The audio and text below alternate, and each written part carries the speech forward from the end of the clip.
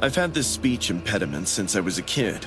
It gets worse when I'm nervous or tired, which means my late-night pizza delivery job was basically a nightmare. But I needed the money to get better. Speech therapy isn't cheap, and my parents were already stretched thin helping my sister with college. Most customers were cool about it. Some were impatient, a few were rude, but I'd gotten used to that. What I wasn't used to was what happened on a Thursday night last November. The order came in at around 10:30, a large pepperoni with extra cheese to 847 Maple Street.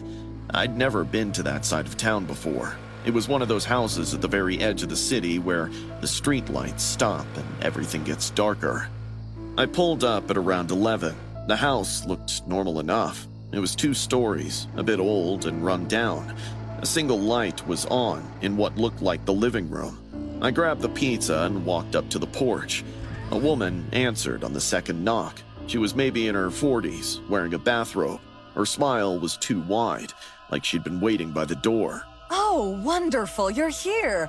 Come in. I need to grab my wallet. I should have said no and told her I'd rather wait outside like we're supposed to, but she was already heading back into the house and I was taught to be polite, so I stepped inside. The rotten smell hit me immediately. It was sweet and sickly, like garbage sitting in the heat too long. I tried not to gag. Sorry, I could just wait on the porch. I called after her, breathing through my mouth to avoid the stink. She turned around, stared at me from head to toe. Sadness flickered in her eyes as she smiled. Oh, you have a stutter. That must be hard, especially with a job like this. It's fine. I'm working on it, doing speech therapy. That's wonderful. You're gonna get better. Let me get you a proper tip then. You deserve it for all that hard work. Her smile grew wider. She disappeared into the house. I stayed by the door, counting seconds. The smell was unbearable. I figured maybe she had plumbing issues or forgot to take out the trash for a while. Suddenly, a camera flash blinded me. I blinked, seeing spots, and she was suddenly on the stairs with a Polaroid camera, giggling. Sorry. I just love taking photos of my visitors. You have such a kind face. I really need to go, I said, my heart racing. Of course. Let me just grab your money. She came downstairs and placed the Polaroid on a stand right next to the stair and disappeared into the kitchen. I should have run right there. I should have left the pizza and gotten out, but I was frozen, watching the Polaroid develop on the stand where she'd set it. My wide-eyed, scared face stared back at me. She came back holding a wad of cash. Here you go, sweetie. $50. That should help you with those therapy sessions. I took the money with a shaking hand, mumbling thanks. I was desperate to leave, but as I turned, she grabbed my wrist. Her grip was stronger than it should have been. You know what's funny? She said, and her voice wasn't cheerful anymore. It was flat and sounded dead. My husband used to have a stammer too. Just like you. Tears were suddenly streaming down her face, but she was smiling.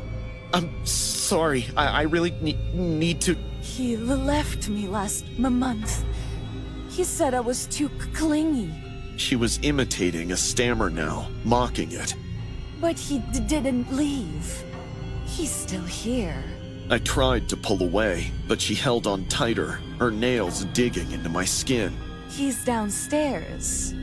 Would you like to meet him? He's very quiet now.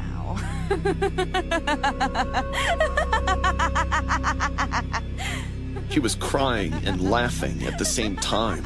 The combination made my skin crawl. I yanked my arm free hard enough that she stumbled backward. I didn't stop to see if she was okay. I ran for the door, threw it open, and sprinted to my car. My hands were shaking so badly I could barely get the keys in the ignition. As I pulled away, I saw her standing in the doorway, still laughing and waving. I drove straight to the pizza place and told my manager I was done for the night. He took one look at my face and didn't argue. I didn't call the cops. What would I say? That some weird lady gave me a big tip and said creepy things and she smelled bad? They'd think I was overreacting.